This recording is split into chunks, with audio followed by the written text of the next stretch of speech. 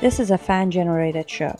If you would like to support us, please go to jamieglazov.com, and also don't forget to subscribe to our YouTube channel.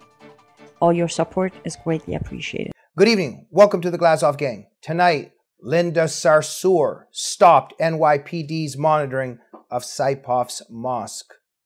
With us this evening, Daniel Greenfield, the editor of The Point at frontpagemag.com and a Shillman Fellow at the David Horowitz Freedom Center.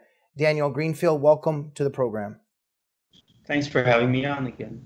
Linda Sarsour seems to constantly be at the epicenter of the news, Daniel. So what do we have here? We have a jihadist that kills people in New York. It turns out he was going to this mosque, the Omar Mosque in Paterson, New Jersey. It turns out that the NYPD had been monitoring this mosque in the past. And guess who stopped the monitoring of the mosque? Well, even before September 11th, the NYPD had a very effective counterterrorism program. They were good at monitoring terrorists. And after September 11th, they expanded a lot of these efforts. And again, this expansion was very effective. And they were doing the kinds of things that even the FBI occasionally did not want to do, which was profile, which was very aggressively sending informants into mosques. And they were also trying to map mosques. They wanted to get a sense of where these various mosques are, who goes to them, what they're doing. And it wasn't just the Paterson Mosque. It was a variety of mosques in New York, particularly some key mosques in New Jersey also, in Paterson and Jersey City. Obviously, the left and the media were none too happy with this, and they began mounting pressure to shut it down. Key players, obviously, in this were the ACLU and various of their allies. Now, as Islamic influence began to grow, this kind of leftist Islamist alliance, one that you've written about, was actually very successful in beginning to pressure the NYPD. By the time when the Sarsour came around, effectively the ball had already been rolling, but she certainly played a role in it. And she was a backer of Bill de Blasio, who is the current mayor of New York City, and ending NYPD profiling was one of the promises that he made. So when you see him now talking about how we need to do everything possible, obviously that's a lie, because he made sure we couldn't do everything possible. He made sure that the NYPD had its hands tied. So one of the things that was shut down was the demographics unit, which was really good at assessing and mapping where the possible threats were coming from. And again, this is a really important thing to be able to do, especially because a lot of mosques are not necessarily on the radar. Obviously, they're the really big mosques, they're the mega mosques, they're the mosques that have their own websites, but they're also storefront mosques. There are mosques that fly under the radar, and you don't know what's going on necessarily in some of those places. The NYPD wanted to get a sense of who's going where. They wanted to look for potential terror suspects who were visiting specific mosques. And again, they were able to do this efficiently in the past. They were able to break up a number of terrorist plots. Now, every time they would break up a terrorist plot, and they did this a number of times, there was the case of the Newburgh Four, there was the case of Ahmed Farhani, there was the attempted bombing of the Herald Square subway station. Each time the left and the media would start screaming that the NYPD had entrapped these poor, innocent Muslims, some of whom were supposedly retarded or mentally ill or were naive and easily manipulated. And there would have been absolutely no terror plot if the NYPD had just left them alone. And now here we have 8 people dead because the NYPD was not able to do anything about it. And this mosque was the very mosque where this terrorist prayed. And usually these types of mosques, they're known hangouts for jihadists. And this guy had already been on the radar of the FBI.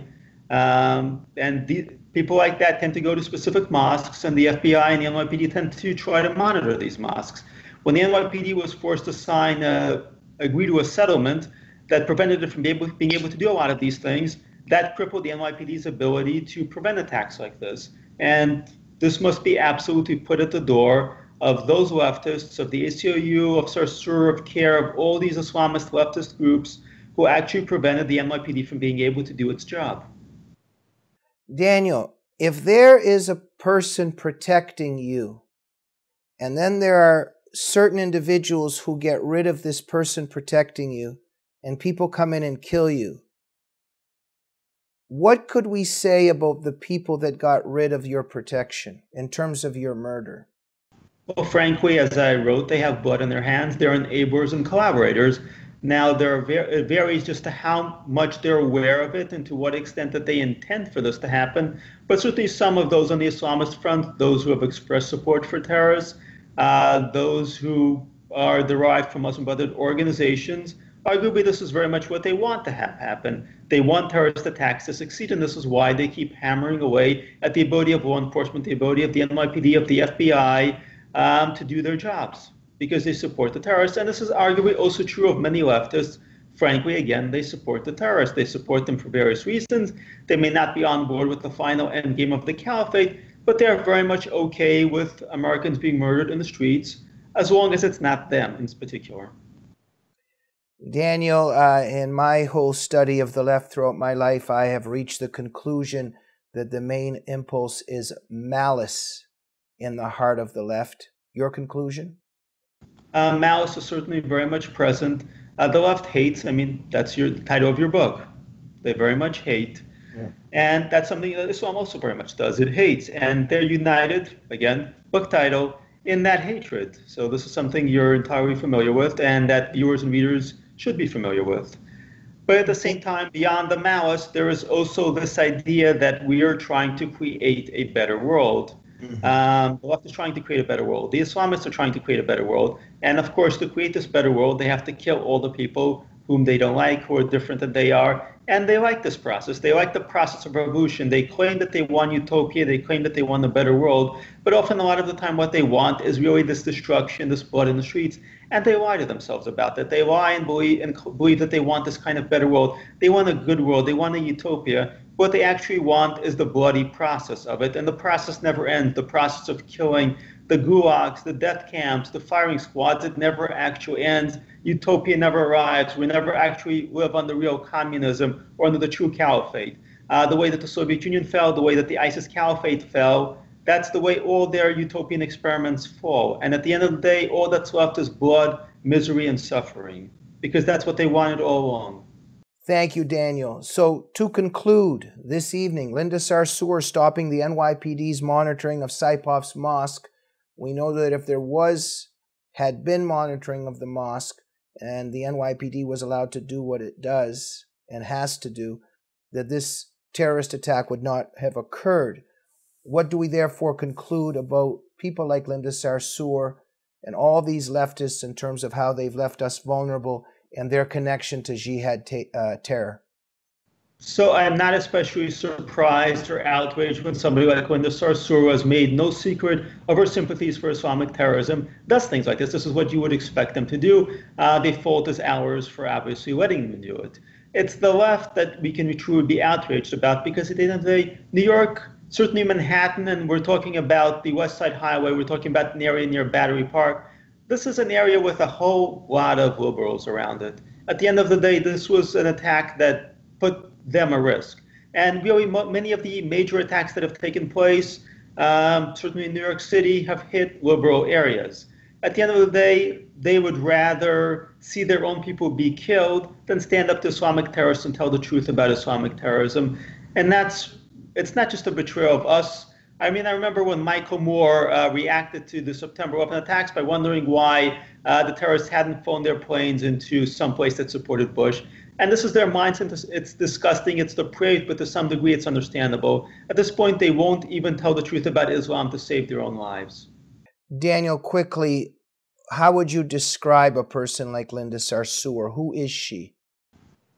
She's an Islamist. At the same time, she's an Islamist who has been successful at cultivating the left, at moving into the power structures of the Democrats and the left. So you have these people, and they're kind of bridges. Their mission, again, we're talking a lot about Russian agents these days. Their mission is basically to infiltrate and solicit the support of the left and the destruction of Western civilization. I can't help from just following up on this before we go. I'm a little bit confused about Sarsour on many levels. There's been some studies done. They've caught these video clips. She had referred to herself as a white girl before she wore the hijab. Then she somehow became a woman of color after the hijab. Were you following this, Daniel? The hijab changes the color of your skin. Are you familiar with this narrative about Linda Sarsour's comments about her own color? Well, it's very simple. Originally, Arabs, Muslims were listed as white racially. in the new era, they find that there's far more advantage of being able to claim to be a minority. So they began rebranding themselves as a minority. The Obama administration introduced a Middle Eastern racial category specifically to benefit them.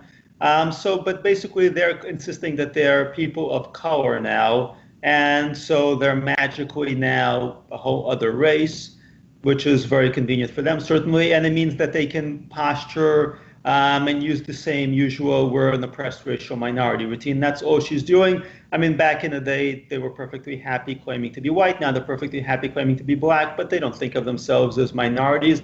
They think of themselves as majorities, and they don't think of themselves as being African American, no matter how much they now try to use the language on occasion. Because at the end of the day, the term for African in the Arabic culture is to view them as slaves, to view them as subhuman. So they're racist, but at the same time, they're very good at playing the left's game, at manipulating the left. Enough material here for an entire psychiatric conference or a series of them, but we know that it's more serious than that because these people are taking lives, and thousands, tens of thousands, and millions of them throughout the world now and throughout history. Daniel Greenfield, thank you for being one of the greatest truth tellers of our time. Well, I wouldn't give myself that much credit, but I'm glad to be part of this effort and part of the Glazov Gang. Thank you. Thank you, Daniel. And everybody read Daniel Greenfield's blog, The Point, at frontpagemag.com. Please remember, we're a fan-generated program. We're only here because of you. Please go to jamieglazov.com to support the show. And please subscribe to the YouTube channel of the Glazov Gang. And we want to make a special announcement. We have a sponsor of this program in particular, Jerry Richards, very generous in his support of the Glazov Gang. Thank you very much, Jerry. It's because of you that we're allowed and we are able to make programs such as this. Jerry Richards, our eternal appreciation and gratitude. We'll see you on the next Glazov Gang. Good night.